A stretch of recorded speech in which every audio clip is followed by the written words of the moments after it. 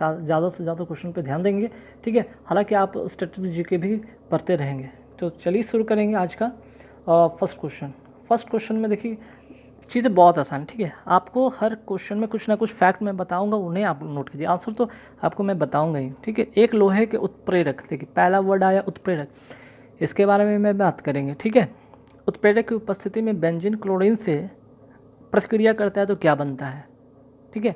Benzene chlorine से प्रतिक्रिया करता है तो क्या बनता है, आंसर बताएंगे आप लोग।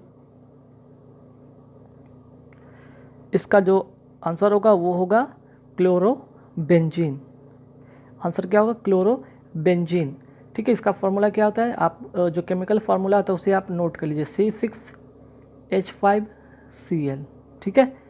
इसका यूज़ कहाँ होता है, तो यूज़ होता है आपका जो फिनॉल होता है, ठीक है, जिसको बोलचाल की भाषा में आप लोग फिनाइल बोलते हैं, कीटनाशक के रूप में, जैसे कि बाथरूम वगैरह में आपको देखेंगे उसका यूज़ किया जाता है ना, फिनॉल, ठीक। तो यहाँ से ये इंपॉर्टेंट फैक्ट आपको याद रखना है। अब यहाँ पे एक वर्ड आता है उत्प्रेरक, जिसको इंग्लिश में हम क्या कहते हैं, कैटलिस्ट कहते हैं, कैटेलिस्ट कहते हैं, ठीक है, कैटेलिस्ट कहते हैं। तो कैटलिस्ट के बारे में जानिए क्या है, कैटलिस्ट है क्या, ये क्या करता है, ये किसी भी जिस पदार्थ की उपस्थिति से अभिक्रिया की गति जिस पदार्थ की उपस्थिति से अभिक्रिया की गति बढ़ जाती है उसे क्या कहते हैं, कैटलिस्ट कहते हैं। परिभाषा ये है, जिस पदार्थ की उपस्थिति से अभिक्रिया की गति बढ़ जाती है उसे उत्प्रेरक कहते हैं। और दूसरा चीज़ क्या, कि ये अभिक्रिया में भाग नहीं लेता है। अभिक्रिया में क्या करता है, ये भाग तो नहीं लेता है, अभिक्रिया में ये भाग नहीं लेता है, बट एक चीज़ ज़रूर करता है, ये क्रिया की जो गति को ना प्रभावित करता है, ये गति को प्रभावित करता है, ठीक। तो मैंने क्या बताया कि उत्प्रेरक का काम ही है कि अभिक्रिया की गति को बढ़ा देना। तो ये फैक्ट आप नहीं आ जाना कि कई बार आता है कैटलिस्ट का क्या काम होता है, तो जो होता है अभिक्रिया की गति को बढ़ा देता है। कई बार आता है अभिक्रिया में भाग नहीं लेता। दो फैक्ट यहाँ से आप इन्हें याद रखेंगे। इसका केमिकल फार्मूला देख लीजिए, ऐसा होता है, ठीक है। चलिए एग्जाम में अगर इस तरह से अगर स्ट्रक्चर के फॉर्मेट में आएगा तो ऐसे करके कुछ आएगा यहाँ पे, ठीक। तो ये ध्यान रखिएगा। नेक्स्ट है कि ऑक्सीजन और ओजोन क्या है। ऑक्सीजन ओजोन क्या है, तो ये एलोट्रोप्स है। एलोट्रोप्स के बारे में आप सभी को पता है, हिंदी में क्या इसको कहते हैं, अपरूपता कहते हैं, अपरूपता। अपरूपता के बारे में आपको पता है क्या है, रासायनिक गुण समान होते हैं और भौतिक गुण भिन्न होते हैं। रासायनिक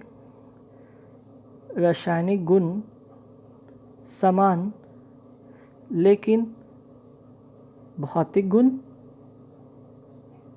अलग अलग, यही तो होता है इसका डेफिनेशन, ठीक है। तो मैंने ये भी बता दी कि एलोट्रोप्स के यहाँ पे जो ऑक्सीजन और ओजोन है ये एग्जाम्पल है। जैसे कि यहाँ पे हीरा और ग्रेफाइट भी इसका एग्जाम्पल होता है, हीरा एंड ग्रेफाइट भी, ठीक है, इसका एग्जाम्पल होता है, ठीक। ऑक्सीजन का O2 और यहाँ पे ओजोन का O3, ठीक। अगर इन दोनों के अगर कंपैरिजन की बात होता है, ठीक है, अगर कंपैरिजन की बात होता है तो O3 जो होता है, यहाँ पे O3 की अगर हम बात करें, ये मच स्ट्रॉन्गर ऑक्सीडाइजिंग एजेंट है, ठीक है। O2 से ये मच स्ट्रॉन्गर ऑक्सीडाइजिंग एजेंट है, ठीक है, एजेंट है। यहाँ से एक चीज़ जान लीजिए, ठीक है। अब हमने यहाँ पे आपको हीरा के बारे में बताया कि हीरा और ग्रेफाइट अप्रूप है। तो एक चीज़ और ध्यान रखिए, हीरा पर अम्ल या क्षार का कोई इफेक्ट नहीं पड़ता है। एक और फैक्ट याद रखिएगा, हीरा पर अम्ल या क्षार का कोई इफेक्ट नहीं पड़ता है, ठीक है। अच्छा, इसका अपवर्तनांक भी आता है, कई बार एग्जाम में आता है कि पूछ लिया जाता है कि अपवर्तनांक क्या होता है। 2.4 फॉर्म में इसका आता है, या फिर आप पूरे फॉर्मेट में देखें 2.417 रखा जाता है, मीन्स लिखा जाता है इसका अपवर्तनांक।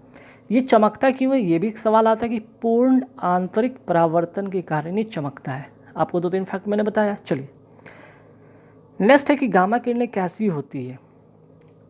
आपने सुना होगा अल्फ़ा, बीटा और गामा, ये तो सुना होगा अल्फ़ा, बीटा, गामा, ठीक है।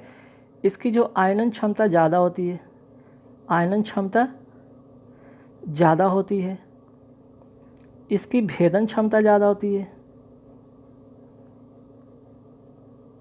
तो यहाँ से दो फैक्ट, एक फैक्ट आपने याद रखिए, अल्फ़ा का जो है आनंद क्षमता ज़्यादा होता है, इसका भेदन क्षमता ज़्यादा होता है, ठीक है। अल्फ़ा ये पॉजिटिव होता है और ये जो होता है बीटा निगेटिव होता है। मीन्स कि नेगेटिव चार्ज होता है कह सकते हैं, और इसका जो होता है ये उदासीन होता है, ये पॉजिटिव नेगेटिव और ये क्या होता है उदासीन होता है, ये दूसरा फैक्ट। ठीक है, इस पर कोई आवेश नहीं होता है, ज़ीरो आवेश होता है, जबकि इस पर आवेश होता है, पर गामा पर कोई आवेश नहीं होता है। तो पहला पॉइंट ये आपको बताया, दूसरा पॉइंट ये बताया, तीसरा पॉइंट ये बताया, 3 फैक्ट। आनयन क्षमता ज़्यादा, भेदन क्षमता ज़्यादा, इसका जो है इस पर पॉजिटिव चार्ज होता है, इस पर नेगेटिव चार्ज होता है, यहीं पे लिख देता हूँ नेगेटिव चार्ज होता है। ठीक है, और ये उदासीन होता है। ठीक है, गामा उदासीन होता है। ठीक, अगर हम एग्ज़ाम में इस तरह का सवाल आता है कि अल्फ़ा का जो होता है इसका जो रचना कैसा होता है, तो 2He। ठीक है, 2He इस तरह से आता है एग्ज़ाम में, इसका रचना क्या होता है, स्ट्रक्चर क्या होता है, इस तरह से पूछा जाता है। अब आते हैं एग्ज़ाम इसका आंसर पे कि गामा किरणें कैसी होती है। गामा किरणें का भी मैंने बताया कि क्या होता है, इसका आवेश शून्य होता है, आवेश रहित होता है। ठीक है, आवेश रहित होता है, तो ऑप्शन हो जाएगा शून्य द्रव्यमान वाली तथा आवेश रहित होती है। ठीक है, शून्य द्रव्यमान वाली तथा आवेश रहित होती है। चलिए, क्वेश्चन छूट गया क्या, नहीं, ठीक है। अब आते हैं कि इनमें से हार्मोन निम्नलिखित में किस हार्मोन में आयोडीन होता है। आयोडीन के बारे में तो सबको पता है थायरोक्सिन में होता है। ठीक है, लेकिन इसका फैक्ट जाने कि प्रोजेस्टेरॉन किस में पाया जाता है, ये फीमेल में पाया जाता है। ठीक है, ये फीमेल में पाया जाता है। एड्रेनल, यहाँ पे देख रहे हैं ना, एड्रेनलिन। ठीक है, इसको इंग्लिश में क्या लिखते हैं, एड्रेनलिन। ठीक है, एड्रेनलिन लिखा जाता है। ये एक प्रकार का ये हार्मोन है जो एड्रिनल, ठीक है, एड्रिनल ग्लैंड से क्या होता है, प्रोड्यूस होता है। ठीक है, एड्रेनालाइन जो है कहाँ से आता है, ये क्या है, हार्मोन है। हार्मोन है जो किससे निकलता है, एड्रिनल ग्लैंड से निकलता है। ठीक, अगर यहाँ पे प्रोजेस्टेरॉन की बात होगी फीमेल का, तो एक यहाँ पे क्वेश्चन ये भी आता है टेस्टोस्टेरॉन। ठीक है, टेस्टोस्टेरॉन ये मेल का जो हार्मोन है, सेक्स हार्मोन है। ठीक है, ये सेक्स हार्मोन है, ये सभी क्या है, सेक्स हार्मोन है। सेक्स हार्मोन, ये भी सेक्स हार्मोन है, लेकिन मेल का। ठीक है, सेक्स हार्मोन है, ध्यान रखिएगा। तो प्रोजेस्टेरॉन जो होता है फीमेल का सेक्स हार्मोन है, टेस्टोस्टेरॉन जो होता है मेल का सेक्स हार्मोन है। एड्रेनिल जो है, यहाँ पे एड्रेनिल की बात की गई, यहाँ पे ये हार्मोन है, किस कहाँ से सिक्रेट होता है, ये होता है एड्रेनल ग्लैंड से निकलता है। चलिए, अब यहाँ पे ऑक्सीटोसिन की बात करते हैं, काफ़ी इंपॉर्टेंट है, ये भी समझिए। ऑक्सीटोसिन कहाँ से प्रोड्यूस होता है, ये प्रोड्यूस होता है हाइपोथैलेमस, हाइपोथाइलेमस से। ठीक है, हाइपोथैलेमस से पोस्टीरियर पिट्यूटरी ग्लैंड। ठीक है, अब इसको मैं पूरा बढ़िया से लिख देता हूँ कि ऑक्सीटोसिन कहाँ से निकलता है, लिख देते हैं कि produce in hypothalamus and released by post pituitary gland। ठीक है, बात समझ में आ गया। तो ऑक्सीटोसिन, अच्छा ये किस में क्या काम करता है, ये रोल प्ले करता है रिप्रोडक्शन में, चाइल्ड बर्थ में। ठीक है, पीरियड में। तो ठीक है, oxytocin produce in hypothalamus and released by post pituitary gland and it's play role in reproduction, child birth and period after the child birth. ठीक है, चलिए यहाँ से आपको 2-3 बातें मैं बताया है ना। अब आते हैं नेक्स्ट कि जब बर्फ़ के दो घनाकार टुकड़े दबा जाते हैं तो एक घन बन जाता है। किसके कारण ये बंधा रहता है, ये हाइड्रोजन बंध के कारण बंधा रहता है। ठीक, चलिए, सुबह सोकर उठने पर मनुष्य की आँखों के किनारे कीचड़ जमा होता है, सबको पता है, सभी के होते। यह किन ग्रंथियों के स्राव के कारण होता है, इसका तो करेक्ट आंसर होगा मीमोमियन ग्लैंड। ठीक है, मीमोमियन ग्रंथि से होता है। ठीक, अच्छा ये जो होता है आंसू ग्रंथि, तो पता है आंसू ग्रंथि से क्या निकलता है, आंसू। ठीक है, लेकिन यहाँ पे सबसे इम्पोर्टेंट, इसका तो आंसर ये हो गया, ये इम्पॉर्टेंट है, सीबेसियस ग्लैंड के बारे में समझिए। ये क्या करता है, ये एक्सोक्राइन ग्लैंड है, एक तो ये एक्सोक्राइन ग्लैंड है इन द स्क्रीन, कहाँ पे, एक्सोक्राइन ग्लैंड इन स्किन, अब समझ में आया कि स्किन से ये रिलेटेड, स्किन से ये सिक्रीट होता है, सिक्रीट एंड ऑयली और वैक्सी मैटर, ये वैक्सी मैटर या ऑयली मैटर को क्या करता है, सिक्रेट करता है ना। तो चीज़ें समझ में आ गई, सेबियस ग्लैंड के बारे में बात हो गया, मीबोमियन का बात हो गया और आंसू ग्रंथि की बात हो गया। ठीक, चलिए नेक्स्ट है, निम्नलिखित में कौन सा यौगिक ऑयल ऑफ विंटर ग्रीन कहा जाता है, विंटर ग्रीन कहा जाता है, किसे कहा जाता है, मेथिल सैलिसिलेट को कहा जाता है। ध्यान रखिए, मेथिल सैलिसिलेट को कहा जाता है, बहुत ही इंपॉर्टेंट है, ठीक है, बहुत ही इंपॉर्टेंट है, ध्यान रखिएगा, मेथिल सैलिसिलेट। ठीक, अच्छा ये कहाँ से प्रोड्यूस होता है पता है, ये प्रोड्यूस कहाँ से होता है, मीन्स कि प्रोड्यूस होता है, produce by many species of plant. ठीक है, यहाँ तो बातें समझ में आएगी। चलिए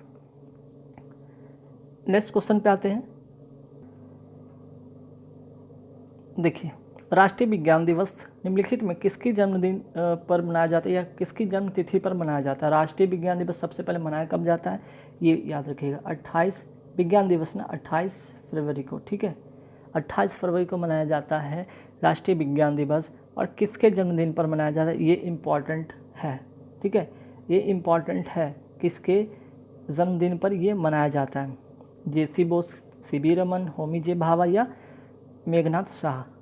ठीक, तो ये मनाया जाता है सीवी रमन, इनके जन्मदिन पर। ठीक है, सीवी रमन मीन्स कि यहाँ पे इनका अगर बात करते हैं, सीवी रमन इसलिए इम्पॉर्टेंट बन जाता है कि रमन प्रभाव, या हम कहते हैं कि scattering of light of effect. ठीक है, scattering of light and effect की बात करें, या रमन प्रभाव इन्होंने ही दिया था, और इनको फर्स्ट इंडियन साइंटिस्ट माना गया है to win a Nobel prize. इनको 1930 में नोबेल मिला है, नोबेल प्राइज़ मिला है, ये भी एक फैक्ट याद रखिएगा।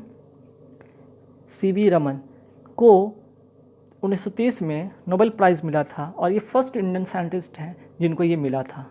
ठीक है, तो इनके बारे में सारे डिटेल्स हो गए। अब थोड़े थोड़े इनके बारे में जान लें कि जेसी बोस के बारे में जान लेते हैं। 1897 में इनको क्या मिला था, नोबेल मिला था। ठीक है, नोबेल मिला था इनको किसके लिए, तो माइक्रोवेव के लिए, माइक्रोवेव के एक्सपेरिमेंट के लिए ना, एक्सपेरिमेंट। माइक्रोवेव क्या है, तो वायरलेस मिलीमीटर वेव के लिए। ठीक है, इन्हीं एक्सपेरिमेंट के लिए इनको नोबेल मिला था 1897 में। अब होमी जे भाभा, होमी जहांगीर भाभा के बारे में थोड़ा सा चीज़ें जान लेते हैं। इनको father of Indian nuclear program कहा जाता है, इनको फादर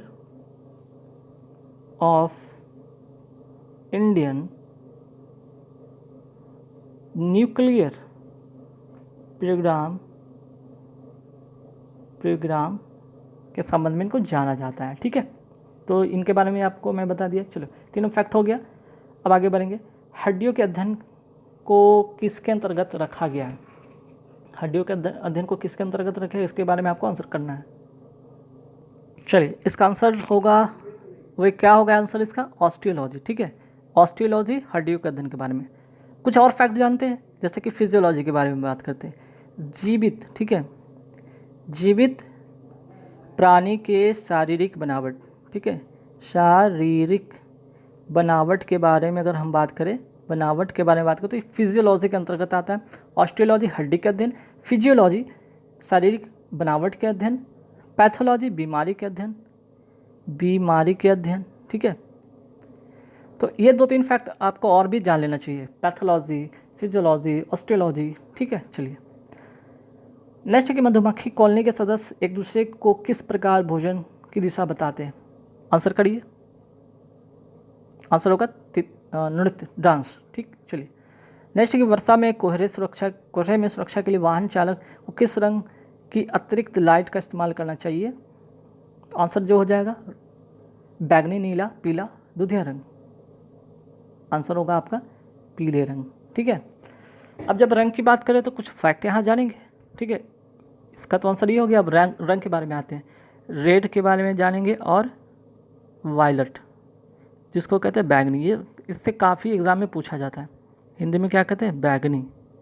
और रेड के बारे में तो आप सभी को पता है, लाल कहते हैं। देखिए क्या होता है, इसका जो मैक्सिमम वेवलेंथ होता है, मैक्सिमम वेव लेंथ होता है, इसका मिनिमम वेवलेंथ होता है, पहला फैक्ट। दूसरा फैक्ट जानिए, इसका जो है अपवर्तनांक कम होता है। अपवर्तनांक जो होता है कम होता है, इसका ज़्यादा होता है, ठीक है। इसका जो होता है विचलन कम होता है, इसका जो विचलन जो होता है ज़्यादा होता है। यहाँ से बहुत बार एग्ज़ाम में क्वेश्चन पूछे जा चुके हैं, पूछने जाने की पूरी की संभावना है, ठीक है। रेड लाइट का मैक्सिमम वेवलेंथ, वायलेट का मिनिमम वेवलेंथ, रेड का अपवर्तनांक, जिसका अपवर्तनांक कम होता है ना उसका वेवलेंथ ज़्यादा होता है, जिसका अपवर्तनांक ज़्यादा होता है उसका जो होता है वेवलेंथ कम होता है। विचलन से रिलेटेड पूछा जाता है, रेड का विचलन कम होता है, इसी कारण तो सिग्नल के रूप में रेड लाइट का इस्तेमाल होता है ताकि दूर से भी चीज़ें को देखी जा सके, ठीक है। क्योंकि बाकी सबका तो रंग का जो है स्कैटरिंग हो जाता है ना, बिखर जाता है, लेकिन इसका बिखरता बहुत कम, जिसके कारण रेड सिग्नल के रूप में यूज़ होता है, ठीक है। मोल्ड एवं मशरूम किसके उदाहरण हैं? Algae, lichen, bacteria, fungi. Answer होगा फंगी। अब फंगी, एल्गी, लाइकेन, बैक्टीरिया के बारे में सभी के बारे में जानेंगे। बहुत इंपॉर्टेंट यहाँ पे फैक्ट मैं आपको बताऊंगा, ठीक है। तो समझिए क्या है। फंगी के बारे में बात करते हैं। फंगी के बारे में अगर बात करते हैं तो इसके स्टडी को क्या कहते हैं? माइकोलॉजी कहते हैं। माइकोलॉजी एग्जाम में पूछा गया है कि नहीं, आप लोग को पूछा गया। बैक्टीरिया की खोज किसने किया था? खोज किसने किया था? लीवेनहॉक ने, ठीक है। खोज किसने किया था? लीवेनहॉक ने। दूसरा फैक्ट, एल्गी क्या है? अगर एल्गी की अगर स्टडी की बात करते हैं, एल्गी का स्टडी को क्या कहते हैं? देखिए याद रखिए, एल्गी और यहाँ पे फंगी, ठीक है, बहुत बार पूछा गया। एल्गी को कहा जाता है फाइकोलॉजी, फाइकोलॉजी। तो माइकोलॉजी और फाइकोलॉजी, फंगी का माइकोलॉजी, एल्गी का फंगी का माइकोलॉजी, एल्गी का फाइकोलॉजी, समान है ना बोलने में, ठीक है। और लाइकेन तो पता है आप सभी को क्या है। लाइकेन जो होता है एक प्रकार का घास है, ठीक है, एक प्रकार का घास है जो नमी वाले जगह पे पाया जाता है, जैसे कि पेड़ के टहनियों पे, है ना, पुरानी दीवारों पे देखते काई, जिसको कहते हैं काई जैसा लग गया, काई जैसा, वो वहाँ पे लाइकेन इसी फॉर्मेट में पाया जाता है, ठीक है। लाइकेन का जो स्वरूप होता है या रूप होता है, देखते होंगे हरा हरा ईंट पर लग जाता है, तो इसी तरह का ये कुछ दिखता है ना। आगे बढ़ेंगे सवाल पे। आगे सवाल है, अशुद्धियों के कारण द्रव का क्वथनांक क्या होता है? अशुद्धियों के कारण द्रव का क्वथनांक घटता है या बढ़ता है? बहुत बार सवाल पूछा गया, वही रहता है। जब हम अशुद्धि को डाल देते हैं तो इसका क्वथनांक बढ़ जाता है, ठीक है। चलिए, एक नदी में चलता हुआ जहाज समुद्र में आता है तो जहाज का स्तर क्या होता है? देखिए, सबसे पहले अगर हम समुद्र की बात कर लेते हैं, समुद्र का और नदी का अगर घनत्व का रिलेशन देखा जाए, इसका अगर घनत्व का रिलेशन देखा जाए तो इसका जो घनत्व ज़्यादा होता है समुद्र का, और नदी का जो होता है कम होता है। जिसका घनत्व समुद्र का घनत्व ज़्यादा, नदी का कम, ठीक है। कोई भी वस्तु का घनत्व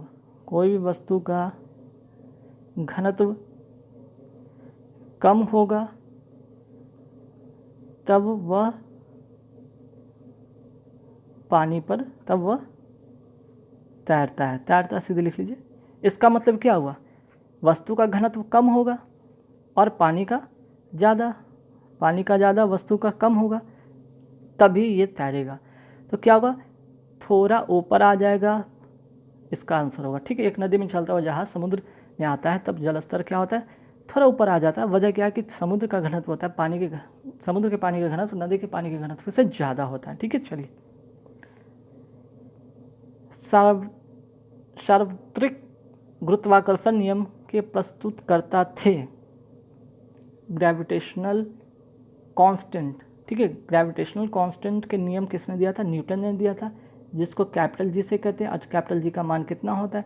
6.67 इंटू 10⁻11 न्यूटन मीटर स्क्वायर पर केजी स्क्वायर। अगर आपने इस पर टिक कर दिया और इसकी यूनिट पर ध्यान नहीं दिया तब भी एग्जाम में गलत हो जाएगा, क्योंकि कई बार ये तो सेम रहेगा लेकिन यूनिट चेंज कर दिया जाएगा। ठीक है, चलिए आगे बढ़ेंगे। एक फैक्ट यहाँ से भी जान लीजिए। कॉपरनिकस ने क्या किया था कि भाई सन के, ठीक है, सन के इर्द गिर्द सभी ग्रह चक्कर लगाते हैं। मीन्स के कहने का मतलब चक्कर नहीं लगाते, कहने का मतलब कॉपरनिकस ने बताया था कि सभी का जो सेंटर है वो सन है। ठीक है, सभी का सेंटर क्या है, सन है। और केपलर क्या किया था, ग्रह के बारे में बताया था। ठीक है, ग्रह के बारे में केपलर ने बताया था और कॉपरनिकस ने बताया था कि जितने भी ग्रह हैं वो सूर्य के चक्कर लगाते हैं, अर्थात कि ये सन जो है एक सेंटर का काम कर रहा है सभी ग्रह का। ठीक है, ये इसने बताया था। ठीक, चलिए, या इसको कह सकते हैं, कॉपरनिकस को कह सकते हैं वो एक तरह का जो नाभिक की तरह काम कर रहा है ना, सेंटर का या नाभिक। ठीक है, नाभिक की खोज की है वो ग्रह की अगर बात करें तो। चलिए, चाबी, घड़ी में चाबी भरने की प्रक्रिया में नदी में क्या होता है, घड़ी में क्या होता है। ठीक है, अगर घड़ी में चाबी भर दिया जाए तो उसमें क्या होता है, ये होता है इसमें स्थितिज ऊर्जा संग्रहित होती है। ठीक है, ठीक, चलिए अब यहाँ से गतिज ऊर्जा और स्थितिज ऊर्जा के बारे में थोड़ा जानिए। काइनेटिक एनर्जी का फार्मूला याद रख लीजिएगा, इससे न्यूमेरिकल पूछा जाता है, हाफ mv²। पोटेंशियल एनर्जी का फार्मूला याद रखिएगा, mgh। ठीक है, चलिए, किसी पिंड का अधिकतम भार कहाँ होता है। देखिए, किसी भी पिंड का अधिकतम भार जो होगा वो कहाँ होगा, ये होगा निर्वात में, वैक्यूम में। ठीक है, वैक्यूम में इसका होगा। नेक्स्ट, ध्वनि का अधिकतम वेग कहाँ होता है। तो देखिए, इसका जो आंसर होगा इस्पात में, लेकिन अगर ऑप्शन में एल्युमिनियम लिख दिया जाए, एल्युमिनियम लिखा जाए और लोहा भी रहे, ठीक है, ऑप्शन में, तो ध्यान रखिएगा आप एल्युमिनियम का टिक कीजिएगा। ठीक है, लोहा रहे तो एल्युमिनियम का टिक कीजिए, क्योंकि लोहा से भी ज़्यादा इसका स्पीड होता है इसमें। तो कुछ कुछ चीज़ें आप फैक्ट यहाँ पे नोट कीजिए। ये तो इसका आंसर है। जैसे जल की अगर हम बात करते हैं तो जल में कितना होता है स्पीड, 1483 मीटर पर सेकंड। ठीक है, जल हो गया। अब इसके बाद हम बात करते हैं कि लोहा का।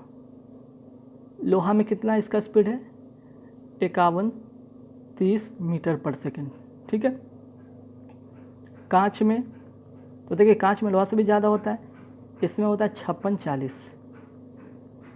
और अगर हम बात करते हैं एल्युमिनियम में, तो एल्युमिनियम में होता है 6420 मीटर पर सेकंड। ठीक है, 6420 मीटर पर सेकंड। वायु में, ठीक है, वायु में नोट कर लीजिएगा, ये भी आता है 332 मीटर पर सेकंड। ठीक, चलिए, विटामिन ए की कमी से कौन सी रोग होता है। सभी को पता है कौन सी बीमारी होती है, रतौंधी। ठीक है, विटामिन ए से रतौंधी जैसी बीमारी हो जाती है ना, सभी को पता है। लेकिन बालों का गिरना किसके कारण होता है, ये तो भी जान लीजिए ना, विटामिन B7। विटामिन B7 का रासायनिक नाम है बायोटीन। ठीक है, ये भी आता है इसका रासायनिक नाम। कमजोरी किससे होता है, सभी को पता है, कमजोरी जो होता है आपका खून की कमी से। ठीक है, कमजोरी जो होता है किससे होता है, खून की कमी से। और ये खून कौन बनाता है आपका, फोलिक एसिड भी बनाता है, विटामिन B12 भी बनाता है। ठीक है, तो यहाँ पे एक चीज़ और याद रखिएगा, देखिए पेचिस के बारे में याद रखिए थोड़ा। पेचिस के बारे में बात करें तो इसका जो है पेचिस जो होता है किसके कारण, पेचिस में जो बीमारी होता है ना, ये तो सबसे पहले आत्म इन्फेक्शन होता है पेचिस। और इसमें कौन सा जो होता है वो क्या कहते हैं, परजीवी जिसको कहते हैं, वो कौन सा होता है। ठीक है, कौन सा परजीवी होता है बताइए जल्दी। इसका जो परजीवी होता है अमीबा हिस्टोलिटिका, है ना, अमीबा हिस्टोलिटिका, अमीबा हिस्टोलिटिका। ठीक है ना, चलिए, पेचिस तो आंसर था रतौंधी, बालों का गिरना, विटामिन B7, बायोटीन। पेचिस आंत में होता है, आंत का इन्फेक्शन लग जाता है, जो जिसका जो परजीवी है वो कौन सा है, अमीबा हिस्टोलिटिका। ठीक है, कमजोरी तो आपको जो विटामिन की कमी, जैसे कि फोलिक एसिड हो गया, विटामिन B12 हो गया। ठीक है, और विटामिन B12 के बारे में तो आपको पता है, इसका जो रासायनिक नाम क्या है, साइनोकाबालामिन। ठीक है, चलिए, आगे बढ़ेंगे सवाल पे। नेक्स्ट है कि किस तत्व की वजह से गाय के दूध का रंग हल्का पीला होता है। इसका आंसर होगा कैरोटीन। लेकिन कैरोटीन तो आंसर हो गया, अब इसके बारे में और भी जानिए कुछ और फैक्ट। राइबोफ्लेविन किसको कहते हैं? B2 को क्या कहते हैं? राइबोफ्लेविन कहते हैं, है ना। B2 को क्या कहते हैं? चलिए आगे बढ़ेंगे सवाल पे। पादप कोशिकाओं में DNA निम्नलिखित में पाया जाता है। पादप प्लांट कोशिका में, प्लांट सेल में DNA कहाँ पाया जाता है? सभी में पाया जाता है। हरित लवक हो या फिर केंद्रक हो या माइटोकॉन्ड्रिया सूत्र कणिका हो, सभी में पाया जाता है, ठीक है।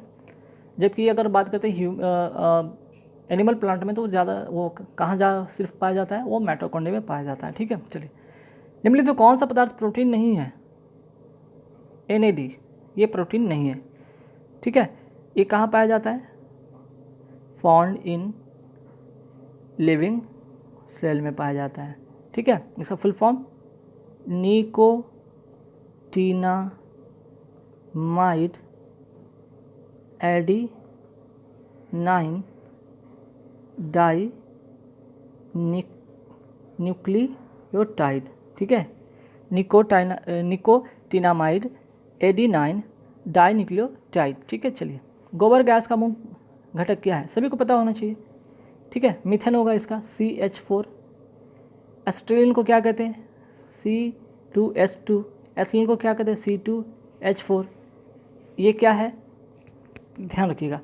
फल को पकाने के लिए किसका यूज करते हैं?